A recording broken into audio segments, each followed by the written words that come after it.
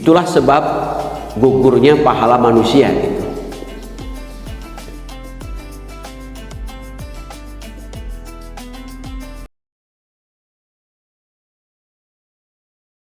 Bismillah walhamdulillah wa la ilaha illallah la hawla wa la quwata illa billah. Ashhadu an la ilaha illallah wahdahu la syarika lah wa ashhadu anna Muhammadan abduhu wa rasuluh la nabiyya ba'dah. Wa nusalli wa nusallim ala sayyidina Muhammadin ibni Abdillah,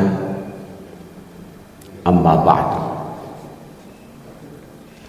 A'udzu billahi minasy syaithanir rajim. Bismillahirrahmanirrahim.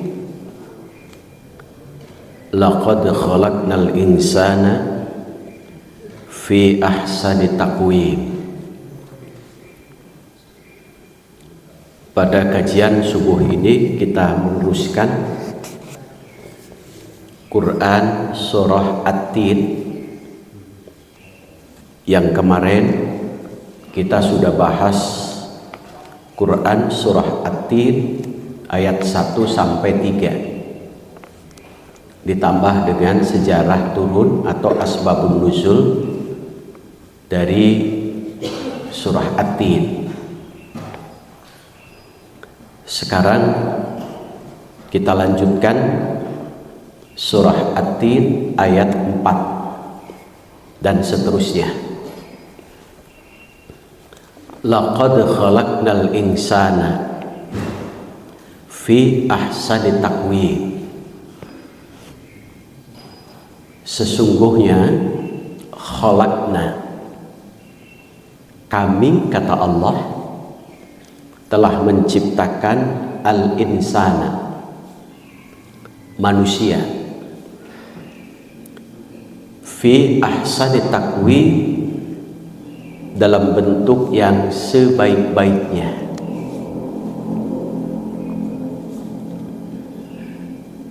Manusia di dalam Al-Quran itu ada beberapa lafaz. Satu, lafaz al-insan. Dua, lafaz al-bashar. Tiga, lafaz an-nas. Yang keempat, lafaz Bani Adam. Ada 4 berarti. Al-insan, al-bashar, an-nas, dan Bani Adam. Al-insan itu terbentuk dari kata unsun, yang artinya tenang, harmonis, tenang, harmonis, atau ingin tahu. Jadi kalau ada yang nanya mau kemana, mending kepo. Jawaban kepo itu menyalahi fitrah, karena manusia itu sifatnya ingin tahu, yaitu dengan lafaz insan. Ada juga yang menyebut insan itu dari nasya, artinya lupa. Makanya dalam beberapa hadis, ketika man nasya atau man nama, barang siapa yang lupa atau ketiduran, belum melaksanakan sholat sunnah fajar,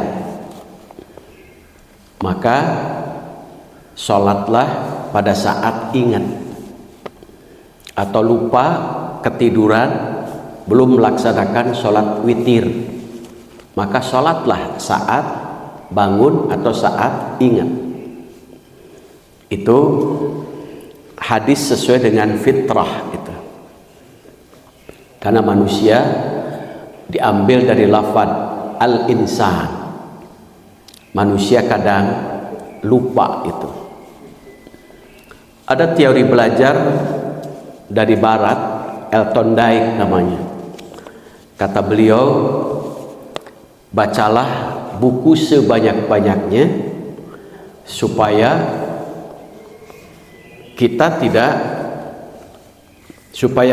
suatu saat kita ini akan lupa. Semakin banyak baca buku, maka semakin banyak yang dilupakan. Kalau tidak baca buku, maka tidak ada yang dilupakan itu. Tapi dalam hadis yang diriwayatkan oleh Imam Baihaqi ada kalimat, man qara'al Qur'ana mi'ata asyratin, barang siapa yang membaca Al-Quran setiap hari minimal mi'ata asyrat, 100 ayat, mi'ata ayatin, minimal 100 ayat, lam yuktab minal ghafilin, maka Allah tidak akan catat menjadi orang yang lupa, atau tidak akan dicatat menjadi orang yang pikun. Jadi obat anti lupa, anti pikun itu ternyata membaca Al-Quran minimal 100 ayat, minimalnya itu setiap hari. Ada hadis lain riwayat At-Tirmidzi, sederhana kalau ini, man shalla sholatat duha rak'ataini lam yuktab minal ghafilin, barang siapa yang melaksanakan sholat duha minimal 2 rakaat, maka Allah tidak akan catat menjadi orang yang lupa. Jadi supaya kuat ingatan menjelang usia kita semakin lanjut, supaya tidak pikun, berarti ada 2 amalan. 1 baca Quran, yang kedua sholat duha. Itu 2 amalan itu insan. Kalau dari segi ilmu, insan itu diartikannya pendekatannya dengan antropologi, yaitu ilmu tentang asal usul manusia. Makanya kalau Al-Quran menggunakan lafaz al-insan, pasti menjelaskan tentang asal usul manusia. Walaqad khalaqnal insana min sulalatin min tin. Salah satu contoh di Quran surah Al-Mu'minun.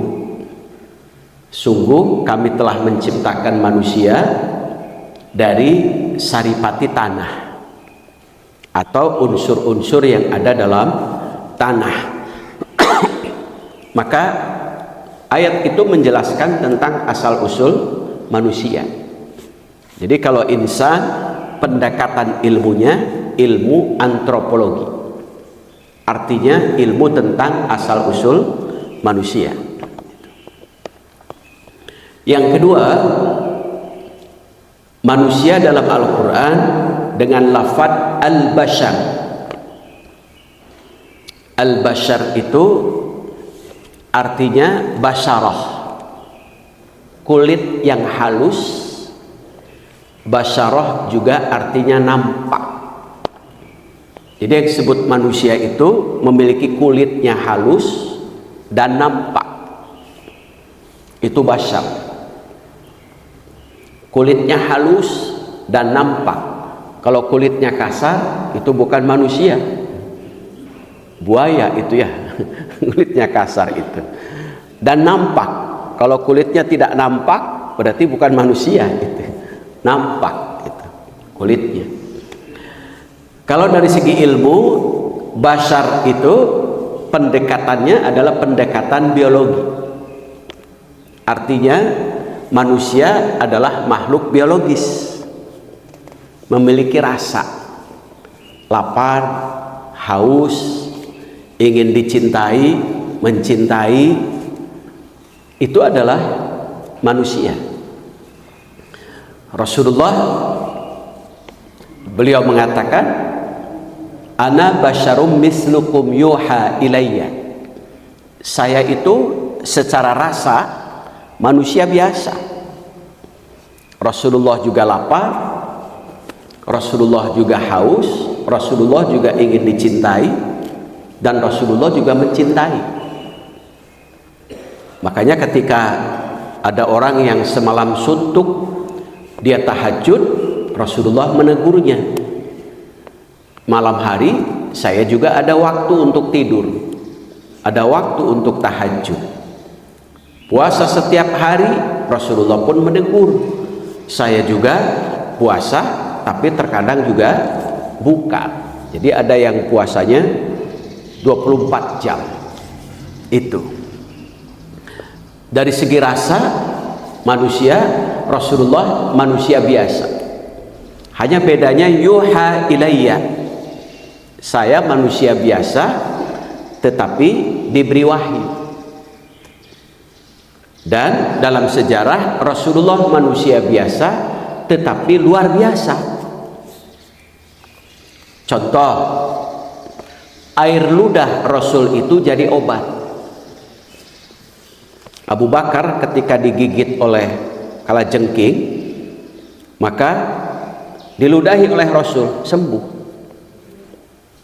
Kalau kita digigit oleh kalajengking, diludahi, tambah bengkak itu.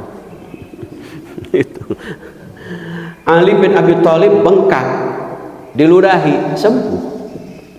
Nah itu, air ludahnya jadi obat. Kalau air ludah kita ada bakteri ya. Itu. Yang kedua, Rasulullah kalau tidur hanya fisik, matanya memejam, tidur sebagaimana tidur, tapi hatinya tidak tidur. Rasul. Kalau kita tidur itu ya fisik, ya hati, ya mata, semuanya tidur. Betul-betul tidur itu maut orang. Sehingga ketika ada pencuri masuk kadang nggak ketahuan. Rasulullah tidur itu hanya fisik. Sehingga kalau bangun tidur itu tiba-tiba Rasulullah senyum gitu. Contoh ketika Rasulullah kumpul menahan ngantuknya tidak kuat, Rasul sambil duduk tertidur begini. Sebentar, hanya sekejap.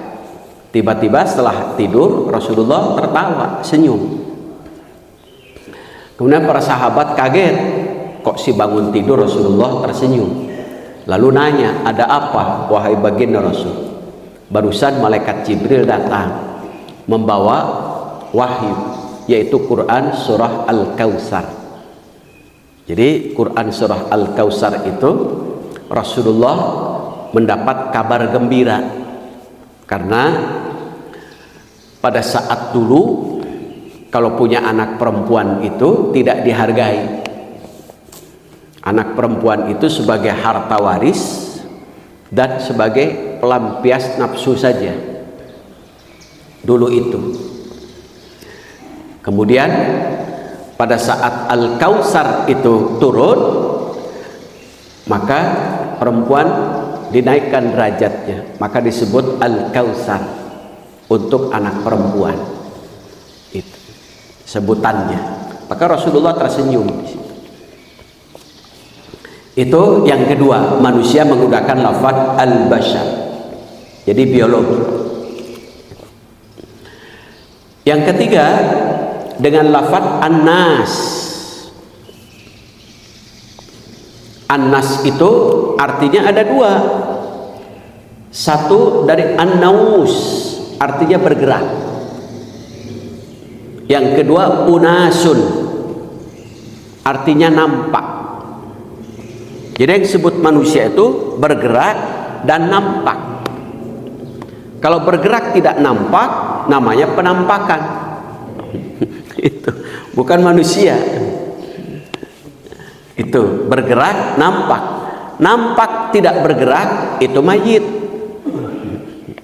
Jadi manusia itu bergerak dan nampak. Tidak bergerak dan tidak nampak, anak setan mati itu. Makanya manusia itu bergerak, nampak. Itu sebut manusia. Kemudian an-nas juga kalau dari segi ilmu pendekatannya adalah pendekatan sosial. Maka manusia itu tidak bisa hidup sendiri. Itu dikuatkan oleh Quran surah Al-Alaq. Iqra bismi rabbikal ladzi khalaq. Khalaqal insana min 'alaq. Alaq itu ada yang menafsirkan alaq itu syai'un mu'allaq, sesuatu yang nempel, tergantung. Ada yang menafsirkan nempelnya di rahim, berarti menjadi janin, benih-benih janin. Ada juga syai'un mu'allaq, itu seseorang yang bergantung kepada orang lain, sehingga tidak bisa hidup sendiri, butuh orang lain. Maka dalam Al-Quran surah Ali Imran, duribat alaihimud dhillah, supaya manusia tidak disebut dhillah, hina, maka syaratnya ada dua. Satu, bihablim minallah, supaya tidak disebut hina. Syarat yang pertama adalah senantiasa melakukan hubungan dengan Allah. Yang kedua, wahablim minan nas, yaitu senantiasa selalu mengadakan hubungan dengan sesama manusia. Maka dalam Al-Quran surah An-Nisa ayat 36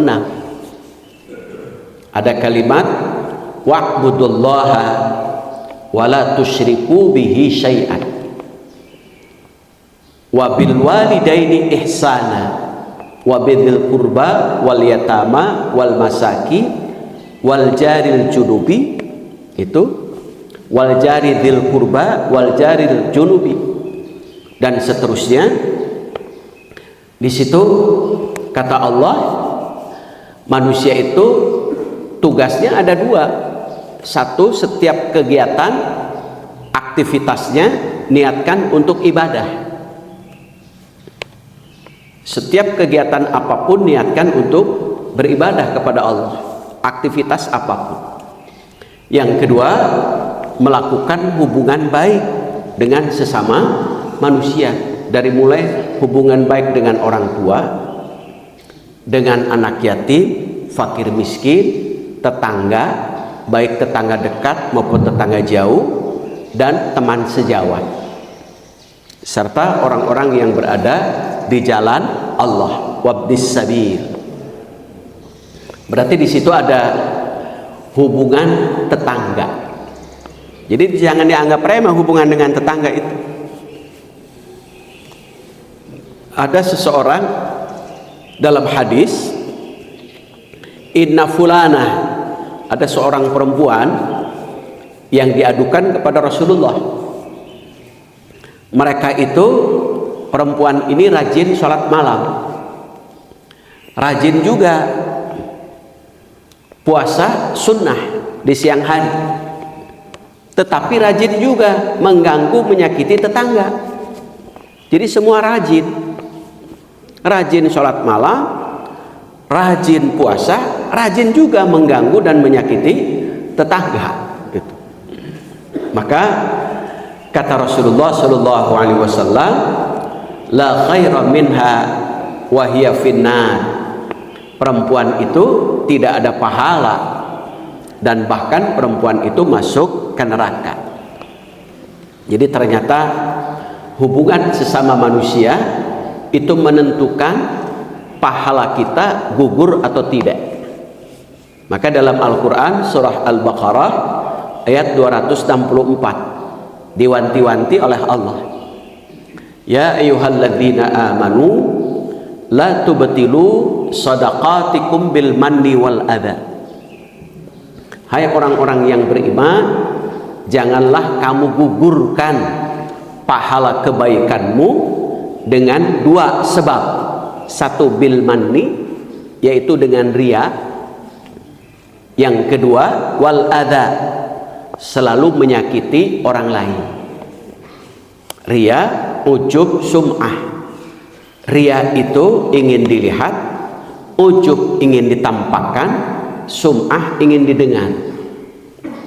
Yang tujuannya bukan untuk Allah tetapi untuk manusia.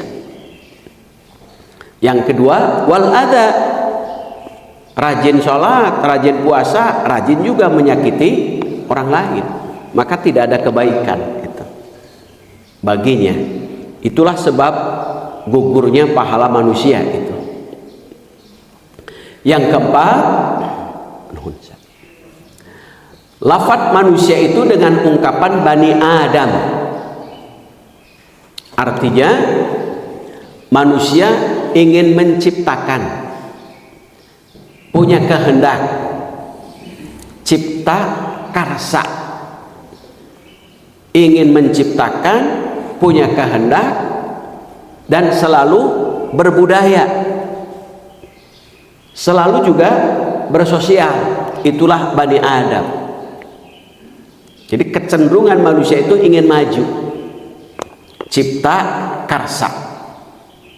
Contoh, burung dari dulu sampai sekarang rumahnya, modelnya itu begitu. Rumah manusia rubah-rubah, model, bentuknya, bangunannya, itu sesuai dengan seiring dengan perkembangan zaman. HP saja rubah-rubah bentuk modelnya seiring dengan perkembangan zaman. Itulah karena manusia disebut dengan Bani Adam itu. 4 lafadz itu menjelaskan tentang perilaku bentuk manusia gitu. Nah, Quran surah At-Tin menggunakan lafadz khalaqnal insan. Berarti ayat ini menjelaskan tentang asal usul manusia, antropologi, pendekatan ilmunya. Nah, asal mula manusia itu fi ahsani takwim, bentuknya paling baik. Dalam tafsir, bentuk apa paling baik itu? Dalam tafsir ada yang mengatakan secara fisik, bentuk manusia itu lebih baik dibandingkan dengan makhluk-makhluk lain. Manusia itu, sehingga Allah tidak pernah mengatakan jelek pada manusia itu. Yang mengatakan jelek itu sesama manusia. Usia eta goreng, goreng patut gitu, maneh bogoh. Nah itu manusia itu yang mengatakannya. Manusia fisiknya luar biasa, sehingga derajat manusia bisa lebih baik daripada malaikat. Seperti Allah Subhanahu wa ta'ala memerintahkan kepada para malaikat untuk sujud kepada Adam. Dalam Quran surah Al-Baqarah ayat 30, 31 dan 32, ketika Allah mengumumkan wa idh qala rabbuka lil malaikati inni ja'ilun fil ardi khalifah. Kata Allah, sesungguhnya aku akan menjadikan manusia itu sebagai khalifah. Lalu malaikat meragukan sambil bertanya kepada Allah, qalu ataj'alu fiha may yufsidu fiha wa yasfikud dima. Ya Allah, kata malaikat, kenapa engkau menjadikan manusia sebagai khalifah? Khalifah itu bisa pengganti, bisa juga pemimpin, bisa juga sistem kepemerintahan. Khalifah itu. Padahal manusia itu perilakunya, kata malaikat, may yufsidu fiha, suka merusak muka bumi. Makanya di dunia itu ada yang hobinya membangun, ada yang hobinya merusak. Perang itu merusak atau membangun? Merusak kan? Makanya di Gaza itu bangunan-bangunan rusak, diserang oleh Yahudi kan, Bani Israel itu. Luar biasa kebiadaban Yahudi itu. Nah, kemudian kata malaikat juga mengatakan wa yasfikud dima. Perilaku manusia itu suka menumpahkan darah. Allah jawab, qala inni a'lamu ma la ta'lamun. Kata Allah, aku lebih mengetahui daripada kamu. Lalu Allah buktikan atas kekuasaan Allah menciptakan Adam sebagai khalifah. Bagaimana Allah membuktikannya? Wa 'allama Adamal asma'a kullaha. Allah memberi pembelajaran kepada Adam. Tuh, buktinya ternyata derajat manusia itu diangkat oleh Allah karena sebab belajar. Berarti karena sebab ilmu. Di situ. Karena Allah akan mengangkat derajat manusia dan malaikat mengakui keunggulan manusia itu karena sebab setelah Allah memberi ilmu. Jadi dengan ilmu. Makanya dalam surah Al-Mujadalah, yarfa'illahu alladhina amanu minkum walladhina utul ilma darajat. Allah akan mengangkat orang-orang yang beriman dan orang-orang yang memiliki ilmu. Yang tentu ilmunya ilmu bukan hanya teori, tetapi diamalkan. Karena hebatnya orang yang berilmu itu adalah diamal, bukan pada teori. Itu. Nah, kemudian Allah ajarkan setelah menurut Allah cukup ilmu ada, lalu malaikat diundang, suruh hadir semacam ini. Adam suruh tunjukkan hasil ilmu yang diajarkan oleh Allah. Jadi kalau dalam kuliah semacam sidang terbuka. Jadi ternyata sidang terbuka juga ada sejak dulu itu. Yang menghadirinya adalah para malaikat. Kata Allah, wa 'allama Adamal asma'a kullaha tsumma 'aradahum 'alal malaikah. Adam, buktikan ilmu-ilmu yang sudah aku ajarkan kepada kamu, tunjukkan keunggulanmu, kehebatanmu di depan para malaikat. Ditunjukkan, disebutkan nama-nama, semua nama.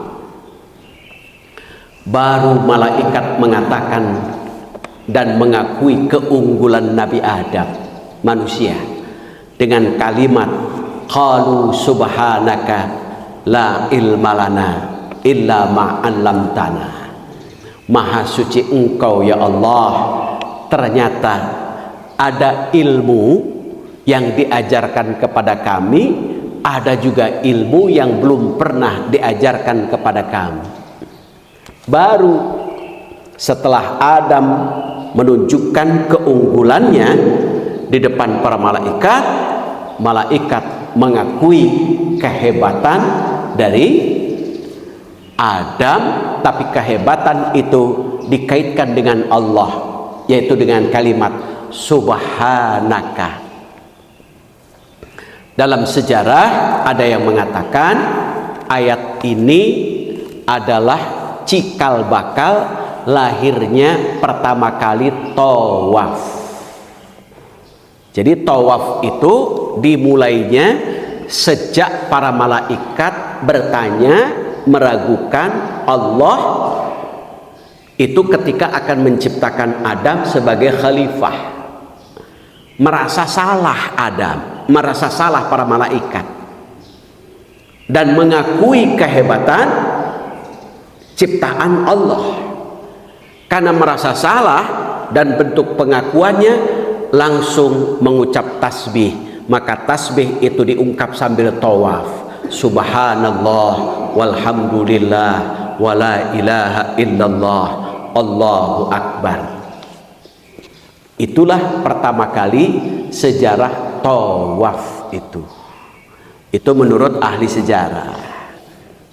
Jadi kehebatan manusia itu ternyata bukan hanya sekedar fisik bentuknya, tetapi juga menunjukkan keunggulannya sebagai manusia, yaitu punya ilmu, berarti punya akal.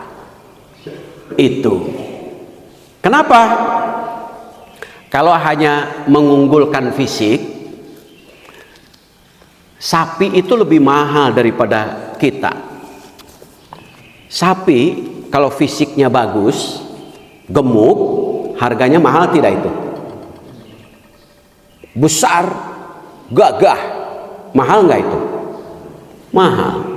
Kalau bapak ibu gagah, gemuk, mahal nggak itu?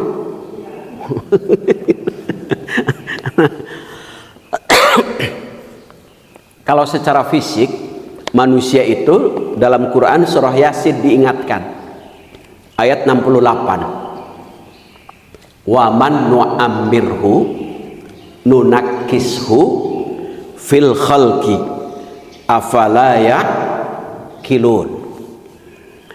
Barang siapa yang Allah panjangkan usianya secara fisik, nunakkishu, turun, loyo,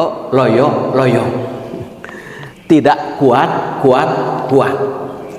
tapi turun secara fisik. Itu kalau hanya mengunggulkan fisik, maka kehebatan manusia jangan sampai hanya secara fisik, tetapi tunjukkan ilmu, keunggulannya itu.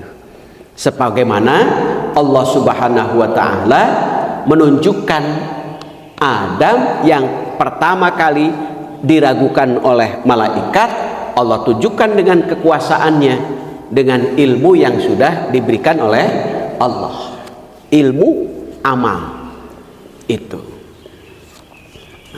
Sapi, kambing secara fisik mahal, kita lama semakin tua semakin turun fisik kita. Tidak ada manusia yang kuat, tapi turun.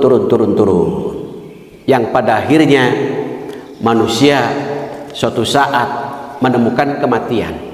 Maka dalam Quran surah Al-Mu'minun secara fisik itu tahapan-tahapannya dari mulai ayat 12 sampai ayat 15 atau 16 itu. Satu, pertama kali secara fisik manusia diciptakan dari unsur-unsur yang ada dalam tanah, dimakan oleh kita. Ini setiap hari kita lalui. Min sulalatin min tin. Apapun makanannya, beda makanan itu di luar, harga makanan beda di luar, beda rasa di lidah. Setelah lewat kerongkongan, diproses oleh pankreas dan ginjal, apapun makanannya menjadi dua. Selalu makanan itu menjadi dua. Mimbaini farsin wadamin. Ada yang menjadi kotoran, ada yang menjadi darah. Kira-kira ada nggak makanan yang jadi emas? Itu selalu kotoran, darah. Darah dialirkan melalui terminal kita, yaitu jantung, ke seluruh tubuh. Salah satunya yang cikal bakal menjadi manusia adalah simpan melalui kekuasaan Allah di alat yang disebut as-sulbi wat taraib. As-sulbi itu apa? Tempat penyimpanan sperma. At-taraib, tempat penyimpanan ovum. Maka dalam ayat yakhruju min bainis sulbi wat taraib. As-sulbi tempat penyimpanan sperma yang disebut testis. Bukan flash disk, Kade. Flash disk tempat menyimpan data. Itu. At-taraib, ovum, ovarium, tempat penyimpanan ovum. Kemudian dengan potensi itu, min nutfatin amsyad, bercampur dengan diikat pernikahan yang kuat, yang sebut misaqan ghalidha, ikatan yang kuat. Maka cikal bakal hasil percampuran itu masuk ke dalam rahim yang sebut alaqah, cikal bakal jadi janin. Proses itu kita sudah lalui. Janin usianya 9 bulan rata-rata. Saat sudah keluar, kita jadi sobiyun, jadi bayi. Ini kita sudah lalui. Kira-kira kalau bayi berapa tahun? Balita, ya. Bayi 5 di bawah 5 tahun. Balita. Sudah lalui. Kemudian jadi kanak-kanak, juga sudah lalui. Tiflun. Walad, jadi anak-anak, sudah kita lalui. Syaban, jadi remaja, pemuda, sudah lalui atau sedang jadi pemuda, Bapak Ibu? Sedang jadi pemuda, ya. Itu. Kemudian syaikhan, usia tua. Yang mana Bapak Ibu? Remaja atau usia tua ini? Tua. Kalau usia tua berarti tinggal tahap yang terakhir. Apa? Mayyitun, menunggu waktu mati. Lalu menunggu waktu mati lebih panjang. Pada saat kita mati, kita berada di alam barzah, alam penantian. Di alam barzah itu usianya lebih lama daripada di alam dunia. Di alam dunia paling 100 tahun lah anggap. Kalau di alam barzah bisa ribuan tahun, bisa ratusan tahun, bisa puluhan tahun. Karena menunggu hari kiamat, dibangkitkan itu. Nah, pada saat manusia itu wafat, maka terdapat 2 golongan saat sakaratul maut. Golongan manusia. Yang pertama, golongan an-nazi'at, orang yang dicabut nyawanya dengan keras, kasar. An-nazi'at itu cabut nyawanya keras, kasar. Kenapa? Karena selama hidupnya ia banyak catatan dosa. Dikuatkan oleh Quran surah Al-An'am ayat 93. Walau tara idzal zalimuna fi ghamaratil maut, seandainya kamu melihat ketika orang-orang yang banyak dosa saat sakaratul maut. Itu saat sakaratul maut. Hanya Allah tidak memberikan nikmat kepada kita untuk melihat bagaimana orang sakaratul maut.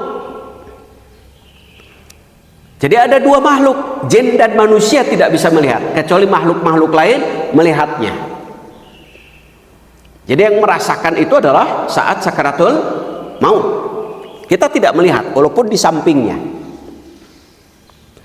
Wal malaikatu basitu aydihim, saat orang yang hidupnya banyak dosa, para malaikatul maut yang mencabutnya itu sambil memukul-mukul dengan tangannya, dipukul dengan keras, kasar.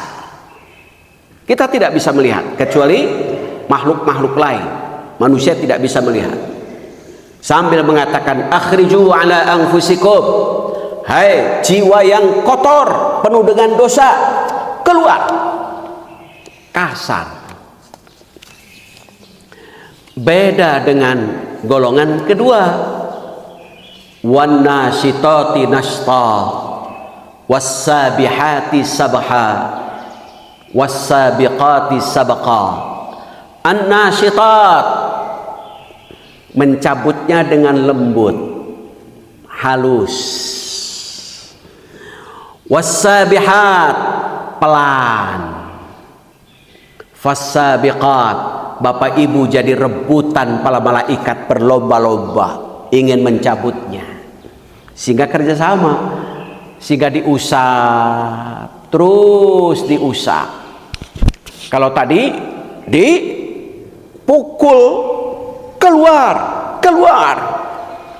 Kalau orang yang soleh diusap dengan halus, pelan. Malaikat berebut untuk mencabutnya.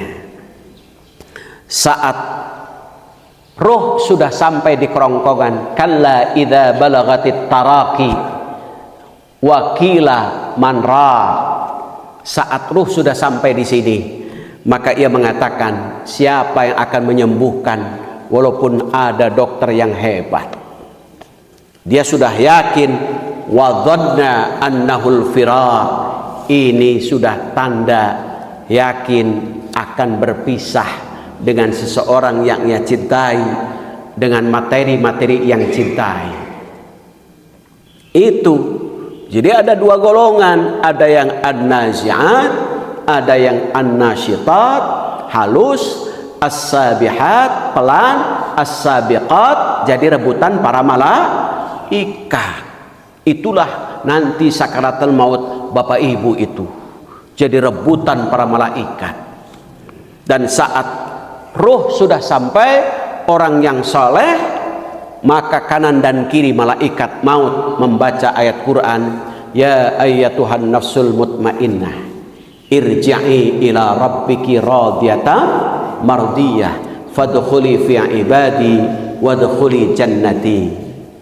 Hai jiwa yang penuh dengan amal soleh, jiwa yang terdidik, bersih, kembali kepada Allah.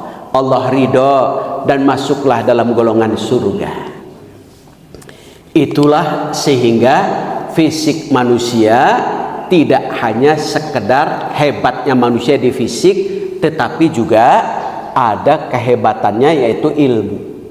Tetapi dalam Quran surah Al-Baqarah ayat 177, kehebatan manusia itu bukan hanya sekedar dengan ilmu, tetapi ada iman, amal, akhlak.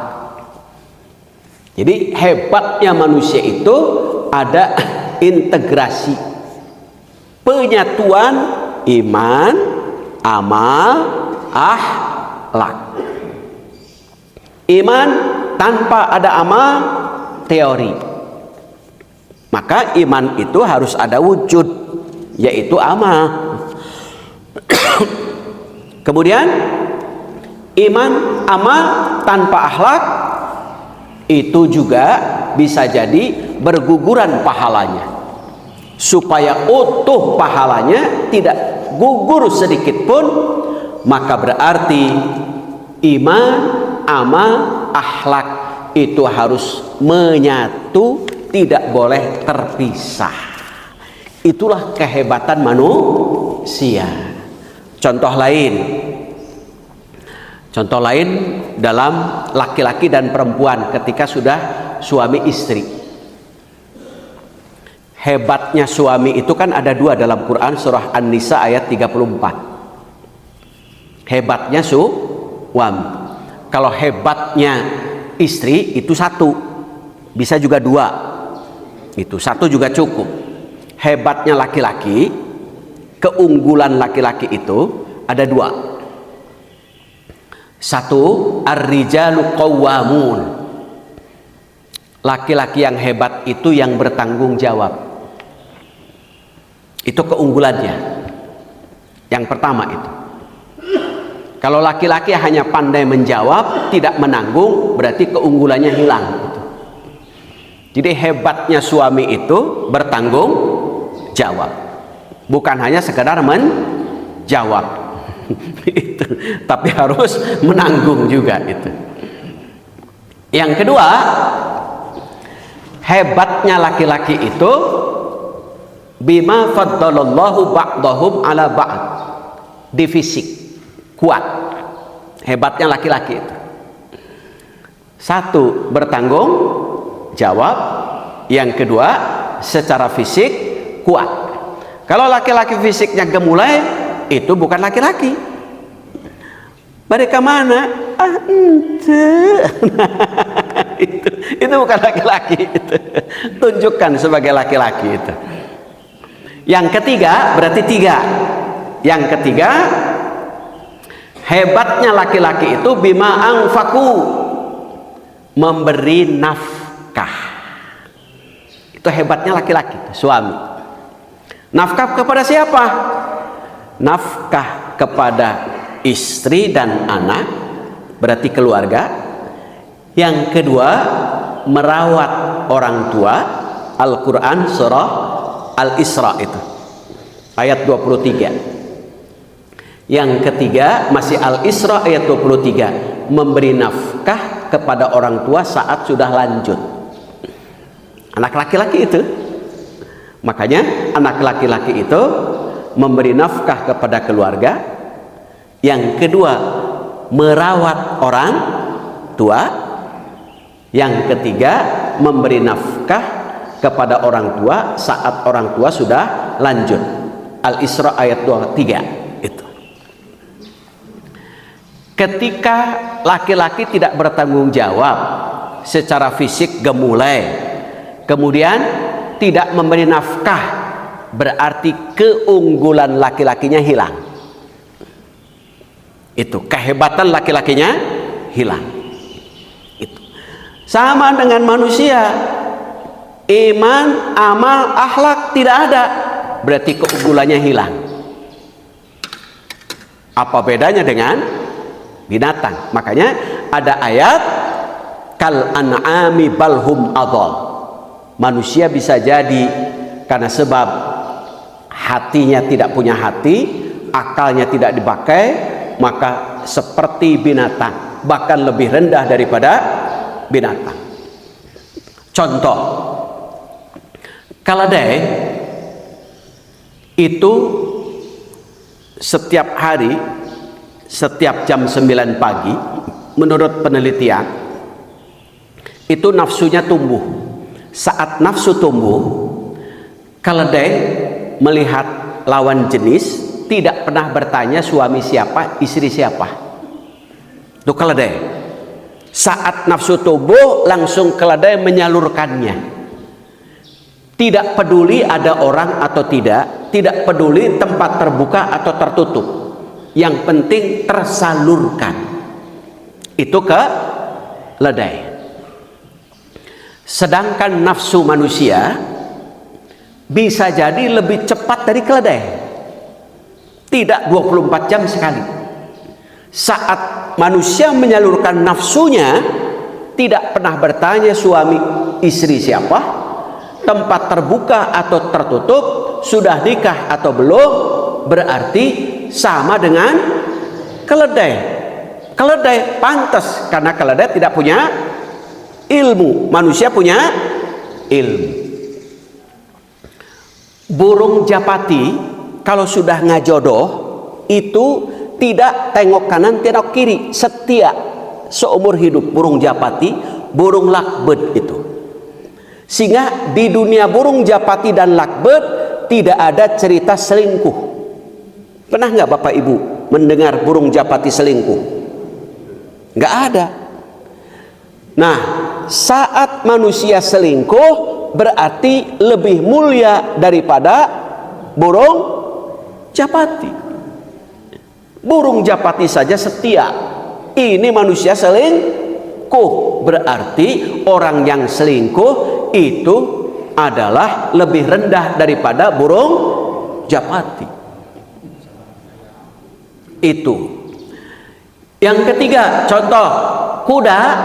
Kenapa kuda itu selalu jalannya tungkul, tidak tangga? Karena kuda hidupnya serba salah. Tarik cepet, cepret. Pelan, cepret. Malu, serba salah. Yang kedua, kuda matanya pakai kacamata, ari bujur tengah ngona naon. Katinga, malu. Kuda saja malu. Kalau ada Orang yang bujurna katingal tegaduh ka isin berarti lebih rendah daripada kuda. Itu makanya kal an'ami balhum adall.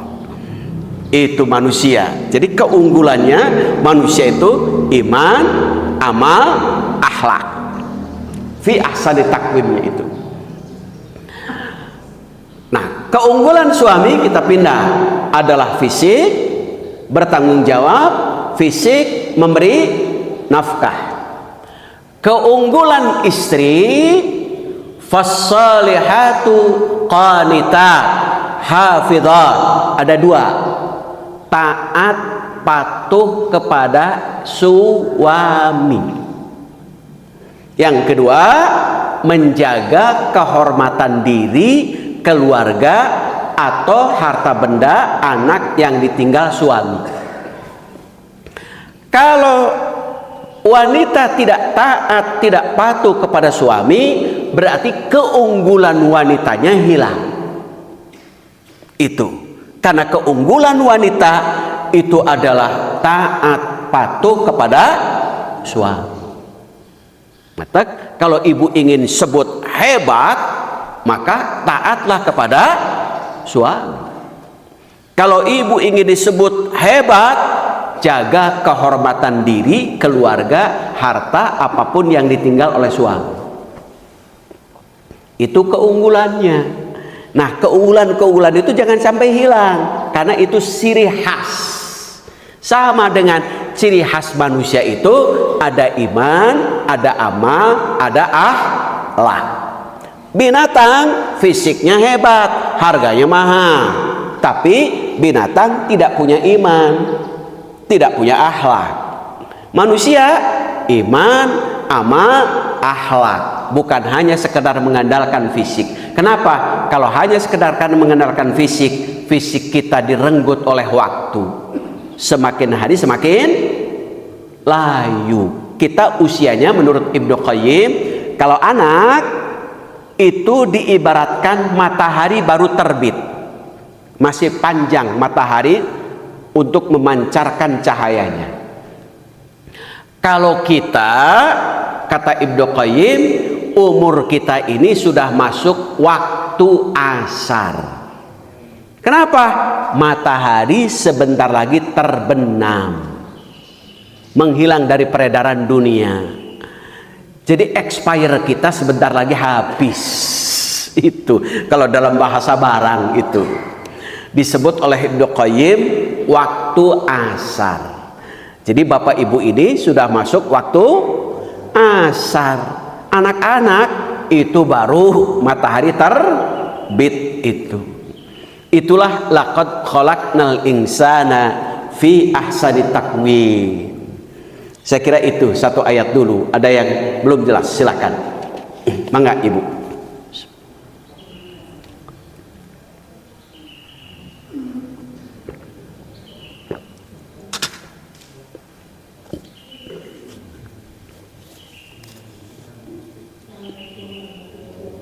Waalaikumsalam warahmatullahi wabarakatuh. Saya mau ke kalian silakan ayat 4 Ustaz. Maka khalaqnal insana fi ahsani taqwim. Dalam penciptaan manusia, Allah ada juga manusia yang dilahirkan menurut saya sebagai manusia kurang sempurna.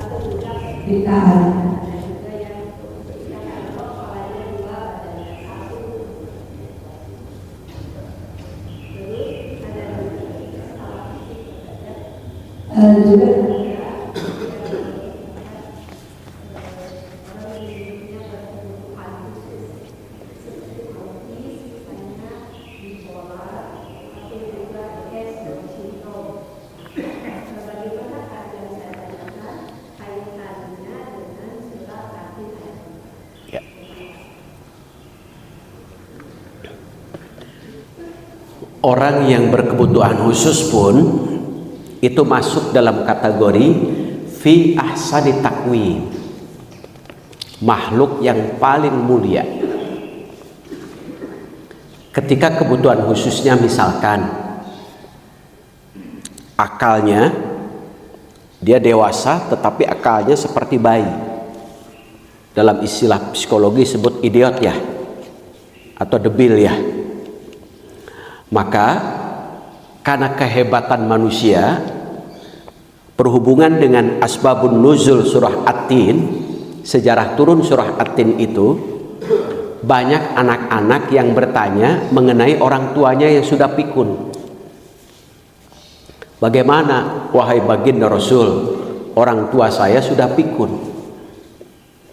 Lalu Rasulullah Shallallahu Alaihi Wasallam dengan tuntunan surah At-Tin ini, orang yang sudah pikun itu amalannya dihitung pada saat ia sehat.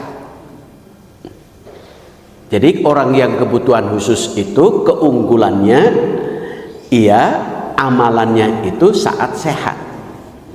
Kan berarti hebat secara hakikat. Dia suci bersih. Kenapa?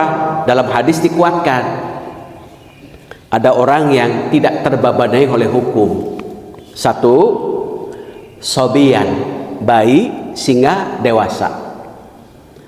Kan fisiknya dewasa, tapi perilakunya bayi, maka berarti bebas dari hukum. Hakikatnya nikmat tidak itu? Kalau orang bebas dari hukum. Kalau ibu tidak sholat, dosa tidak? Dosa. Kalau ia tidak sholat, tidak berdosa. Yang kedua, orang yang hilang akal. Ada orang yang berkebutuhan khusus itu kadang-kadang akalnya seperti anak kecil, kadang ingat, kadang enggak. Maka suci bersih. Sampai kapan? Sampai ia sehat kembali akalnya. Yang ketiga, orang yang tidur sampai ia bangun. Maka tetap Allah anggap orang yang kebutuhan khusus itu adalah orang yang sangat baik. Kita lihat dalam kisah, satu hari para sahabat ribut, ramai. Rasulullah lewat. Ada apa, kata Rasulullah? Kok si ramai begini? Lalu para sahabat menjawab, ada orang gila ya Rasul. Orang gila menyebutnya. Rasulullah Shallallahu Alaihi Wasallam menjawab, dia bukan orang gila, tapi dia adalah orang yang sakit. Tuh, kalau kita kan pasti menyebut orang yang di jalan itu orang gila atau OGZ ya, orang yang gangguan jiwa. Rasulullah menyebut mereka bukan orang gila. Lalu para sahabat bertanya, ya Rasul, kalau begitu orang yang gila itu siapa? Orang yang gila itu al-kibru batirul haq, orang yang sombong sehingga menolak nasihat. Jadi orang yang gila itu orang yang somse. Akibat somsenya tidak mau mendengar nasihat. Wa ghabtun nas, yang pada akhirnya hatinya kotor karena bisa jadi ada gengsi, ada penyakit hati. Itulah orang gila menurut hadis, bukan OGZ. OGZ itu kata Rasulullah adalah orang yang sakit. Sama saja dengan sakit gigi. Kalau gigi yang sakit, kalau OGZ jiwa yang sakit. Jadi orang yang kebutuhan khusus itu adalah orang yang sakit, mulia. Orang yang sakit, kemuliaan yang kedua dalam hadis, Allah cabut 3 hal kepada orang yang sakit. 1, Allah cabut raut mukanya suram, tidak cerah, tidak fresh, apalagi fun. Itu. Yang kedua, Allah cabut rasa makan, berkurang. Yang ketiga, Allah cabut dosa-dosanya. Saat sembuh, Allah kembalikan dua hal, yang satunya tetap. Apa yang dikembalikan? Raut mukanya menjadi cerah kembali, menjadi gagah cantik lagi. Yang kedua, rasa makannya menjadi ponyo, menjadi hebat, mamayu disebutnya. Tapi yang ketiga, Allah tetap cabut apa? Dosa-dosa, tetap tidak dikembalikan. Maka secara hakikat orang yang sakit itu nikmat itu. Maka Bapak Ibu ingin sakit? Oh tidak, ingin sehat tetapi tidak ada dosa itu. Saya kira itu Ibu. Tetap kategori ahsanu takwim. Makanya ahsanu takwim itu iman, amal, akhlak. Saya pernah menemukan ada anak kebutuhan khusus luar biasa. Dia ngamen, tapi sholat tiba waktu tidak pernah tertinggal. Saya tanya, uangnya untuk siapa? Untuk ibu saya. Dia kebutuhan khusus ngamen, hasil ngamennya untuk memberikan nafkah kepada orang tua. Sholat 5 waktu berjamaah tidak pernah tertinggal. Kata saya, ini adalah anak ahli surga ini. Luar biasa, suci bersih. Itulah hebat. Saya kira itu. Ada lagi? Cukup?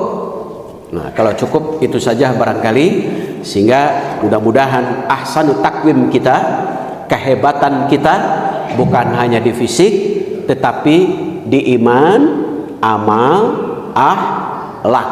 Itulah kehebatan kita. Kehebatan suami bertanggung jawab, fisik kuat, memberi nafkah baik lahir maupun batin. Kehebatan istri taat, patuh kepada suami dan menjaga kehormatan. Kalau semua itu hilang, berarti kehebatannya juga hilang. Saya kira itu yang saya sampaikan kesimpulannya, supaya kita selalu ahsanu takwim, maka keunggulan itu kita jaga. Baik itu kita jaga dari mulai kita lahir sampai kita wafat. Mudah-mudahan kita menjadi orang yang sehat, panjang umur, dan diiringi dengan keberkahan. Kita tutup pengajian ini sama-sama dengan membaca doa kifaratul majlis. Subhanaka Allahumma wa bihamdika asyhadu an la ilaha illa anta astaghfiruka wa atubu ilaik. Assalamualaikum warahmatullahi